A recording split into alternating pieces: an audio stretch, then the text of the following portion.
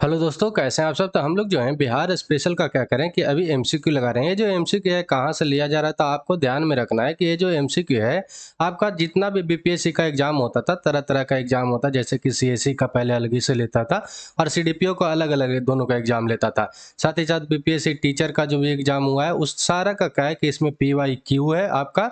और साथ ही साथ जितना भी इंपॉर्टेंट एमसीक्यू बनेगा उसको भी इसमें क्या किया गया है कि जोड़ा गया है।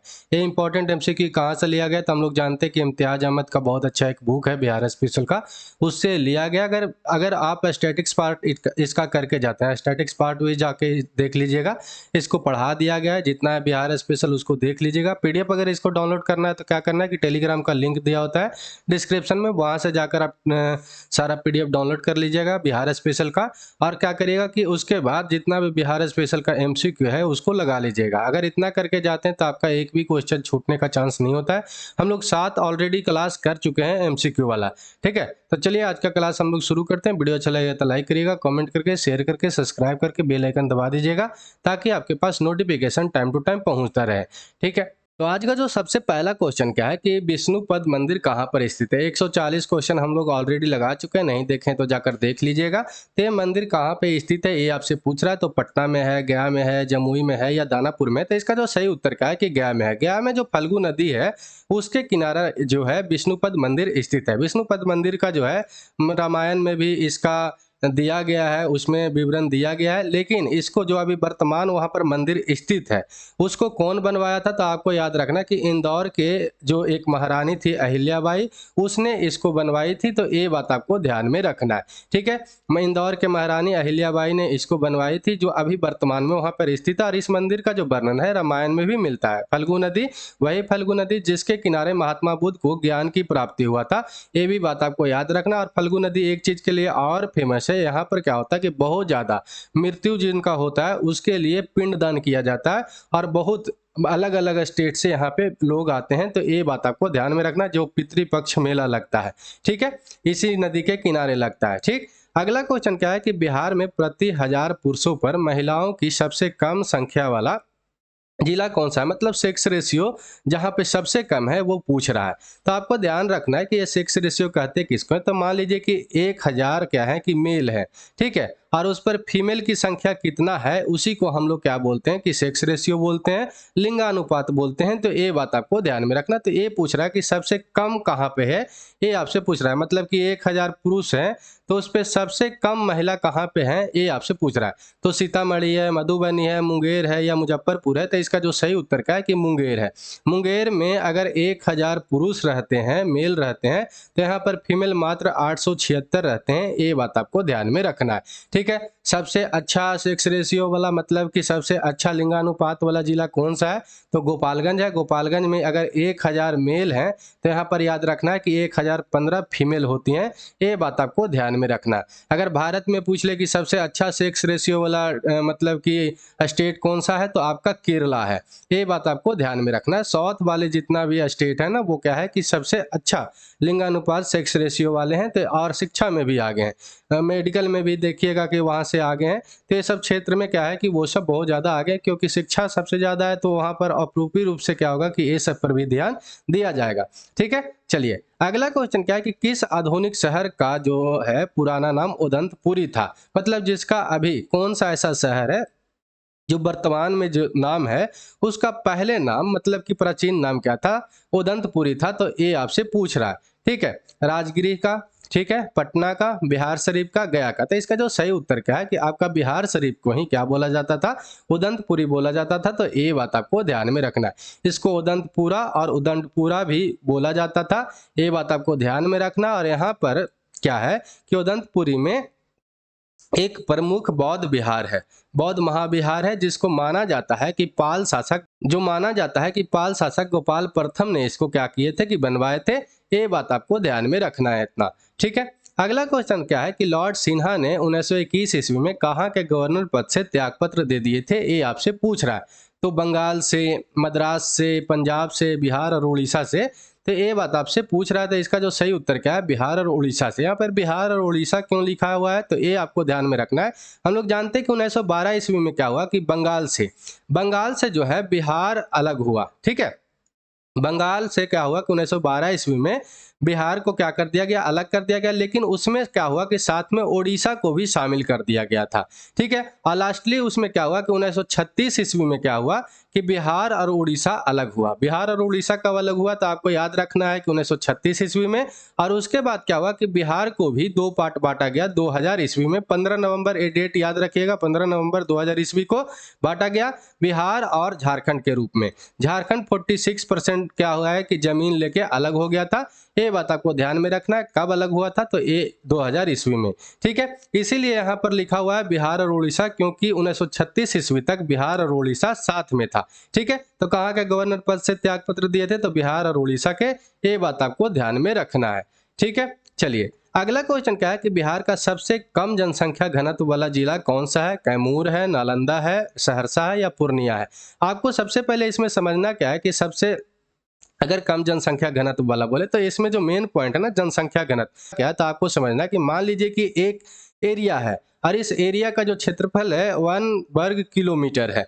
ठीक है, 1 किलोमीटर स्क्वायर है और इसमें जितना लोग रहते हैं उन्हीं को क्या बोलते हैं कि जनसंख्या घनत्व बोलते हैं। मान लीजिए कि 100 लोग रह रहे हैं 1 वर्ग किलोमीटर में एवरेज। ठीक है, तो इसको हम लोग मान लेंगे कि 100 डेंसिटी है, जनसंख्या घनत्व है। ये बात आपको ध्यान में रखना है। 1000 लोग रह रहे हैं तो इसको मान लेंगे कि 1000 जनसंख्या घनत्व है। ठीक है, ये बात आपसे को ध्यान में रखना है। तो यहाँ पर कौन सा ऐसा जगह है, मतलब कौन सा ऐसा जिला है जहाँ पे सबसे कम लोग रहते हैं एवरेज में? ठीक है, तो इसका जो सही उत्तर क्या है कि कैमूर है। कैमूर में मात्र 488 लोग रहते हैं 1 वर्ग किलोमीटर में। ये है जो एवरेज निकाला गया। और सबसे ज्यादा कहाँ पे रहता है तो पटना में, और पटना में 1800 से भी प्लस क्या है कि लोग रहते हैं 1 वर्ग किलोमीटर में एवरेज। ठीक है, ये बात आपको याद रखना, 1823 लोग रहते हैं और कैमूर में सबसे कम रहते हैं 488। ये ध्यान में रखना है। ठीक है, अगला क्वेश्चन क्या है कि विक्रमशिला शिक्षा केंद्र के संस्थापक कौन थे? ये आपसे पूछ रहा है। तो देवपाल थे, नरेंद्र पाल थे, नयनपाल थे या धर्मपाल थे? ये जो है भागलपुर में स्थित है। अभी भागलपुर जो जिला है उसमें साक्ष्य इसका स्थित है। और ये कौन स्थापना किया था ये आपसे पूछ रहा था। तो इसका जो सही उत्तर क्या है? धर्मपाल। धर्मपाल के द्वारा क्या है कि इसको बनवाया गया था। ये बात आपको ध्यान में रखना। 8वीं शताब्दी में पाल राजा थे धर्मपाल, उन्हीं के द्वारा इसको बनाया गया था।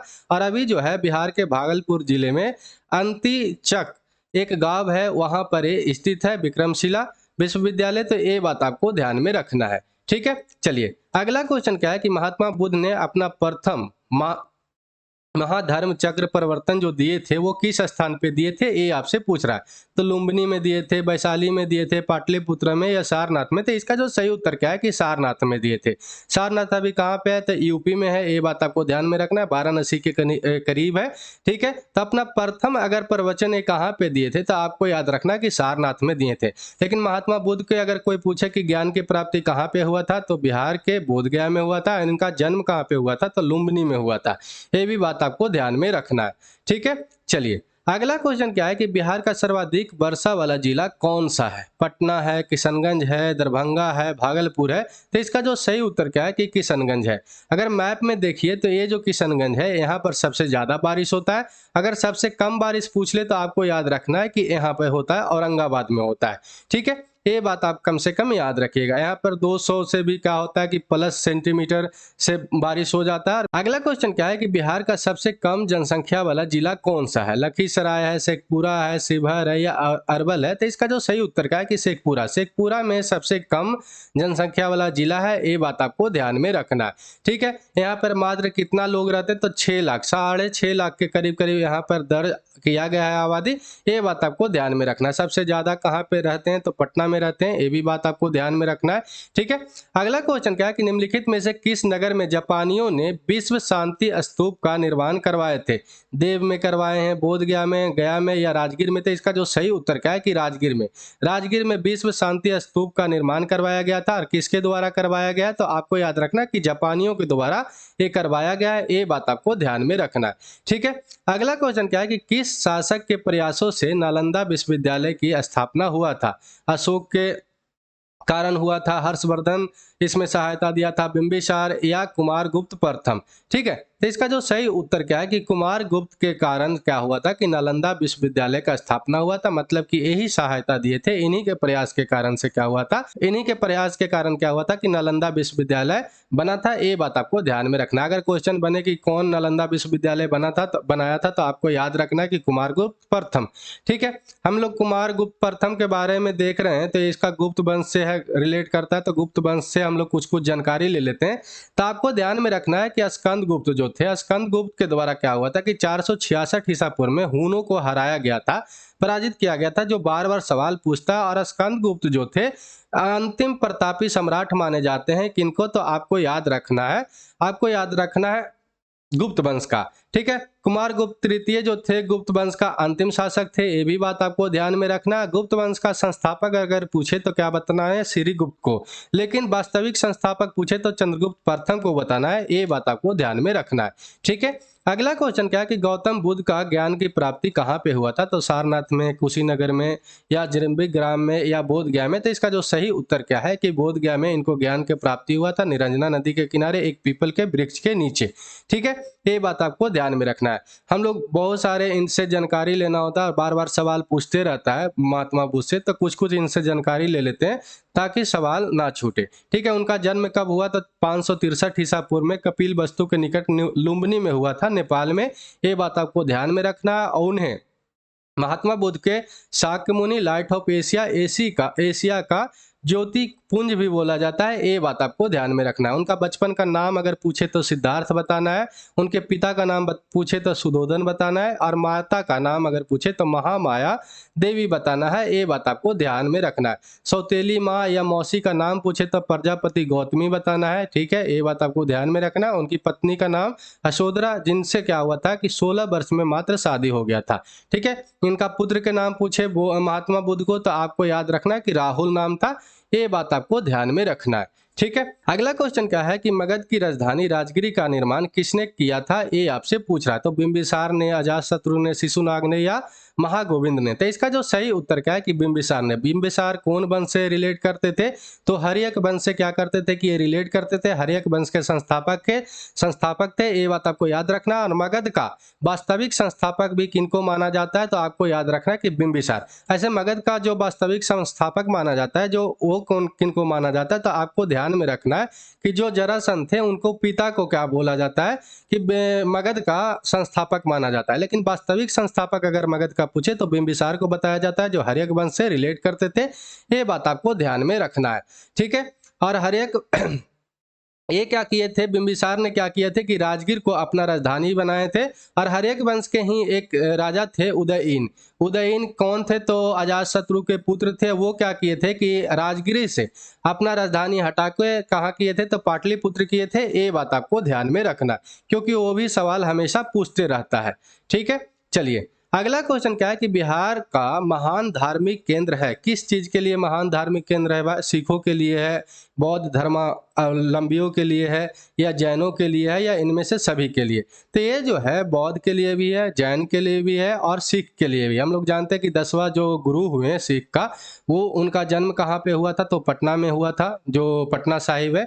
आप गए भी होंगे अगर यहाँ रहते हैं तो। और बौद्ध जो हम लोग जानते ही हैं कि महात्मा बुद्ध का ज्ञान की प्राप्ति हुआ। ठीक है, जैन के लिए हम लोग जानते हैं कि जो 24वें तीर्थंकर हुए महावीर, उनका जन्म भी यहाँ पे हुआ है, मृत्यु भी यहीं पर हुआ है। ये तीनों के लिए क्या है कि एक महान धार्मिक केंद्र है। तो इसका जो सही उत्तर क्या हो जाता है?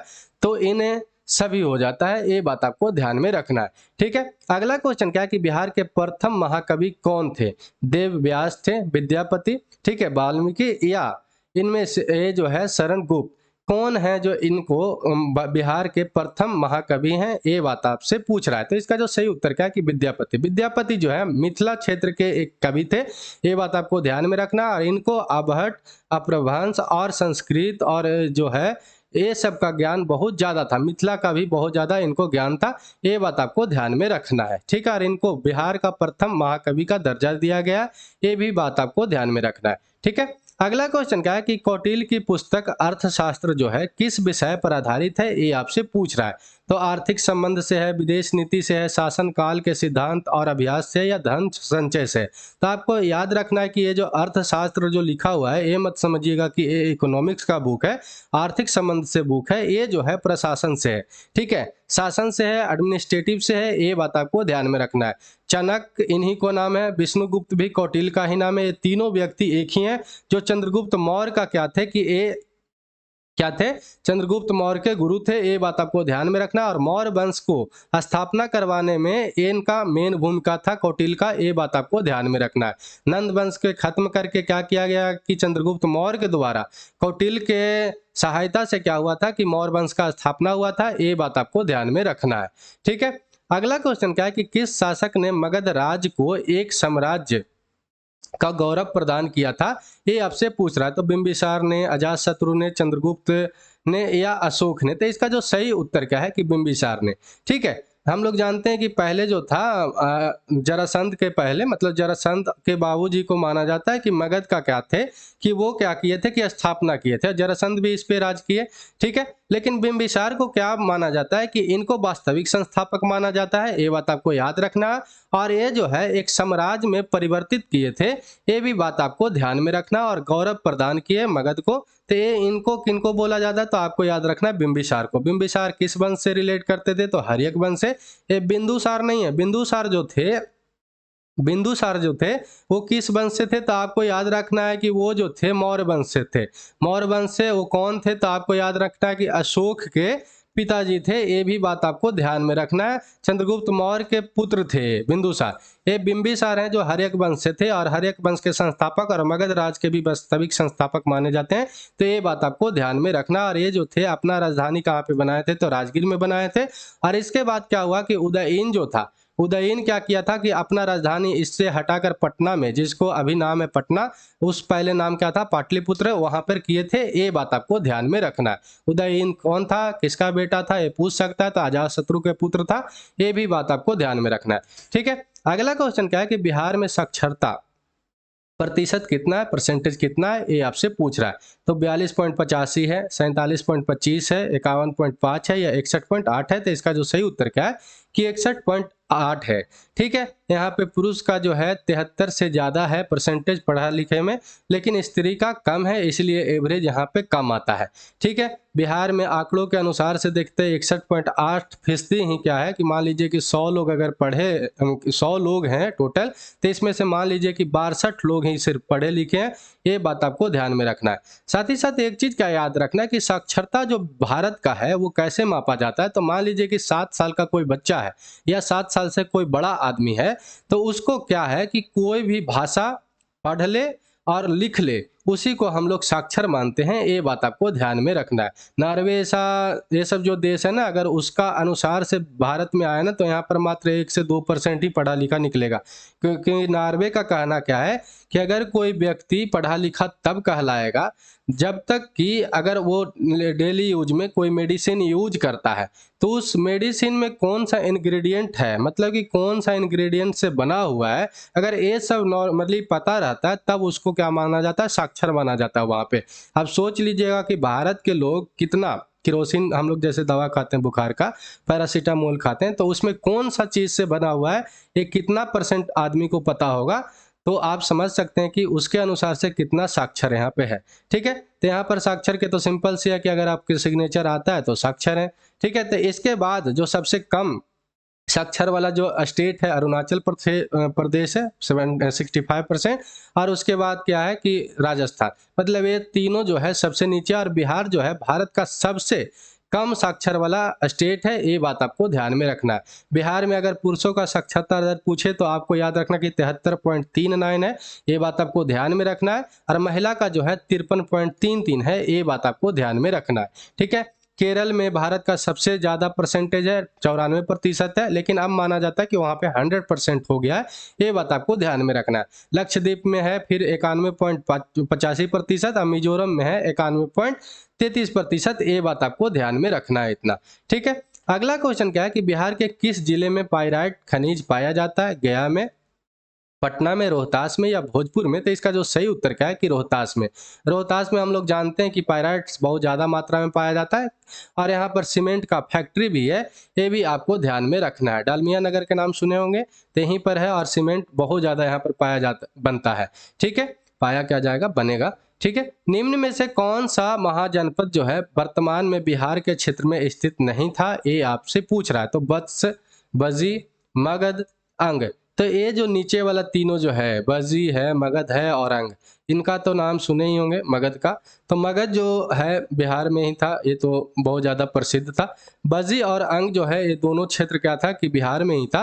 और ये जो वत्स है अभी के प्रयागराज, मतलब कि जो इलाहाबाद है उस क्षेत्र में पड़ता था। ठीक है, तो यहाँ पर जो सही उत्तर क्या हो जाता है कि जो वत्स था बिहार के क्षेत्र में नहीं था, ये बात आपको ध्यान में रखना है। हम लोग जानते हैं कि 16 महाजनपद हुआ और 16 में से जो ये 3 है सिर्फ बिहार में था, और ये जो है चौथा जो था यहाँ पे वत्स जो था कहाँ पे था, तो यूपी में था, प्रयागराज के क्षेत्र में। तो ये बात आपको ध्यान में रखना है। ठीक है, तो आज के लिए इतना ही। वीडियो अच्छा लगा हो तो क्या करिएगा, लाइक करिएगा, कमेंट करके, शेयर करके, सब्सक्राइब करके बेल आइकन दबा दीजिएगा। जो भी बाकी का जो टॉपिक है उसको हम लोग जल्दी से जल्दी क्या कर लेंगे कि खत्म कर लेंगे, और जितना भी एमसीक्यू है उसको हम लोग जल्दी से जल्दी क्या कर लेंगे, पूरा कर लेंगे। तो चलिए आज के लिए इतना ही। जय हिंद, जय भारत।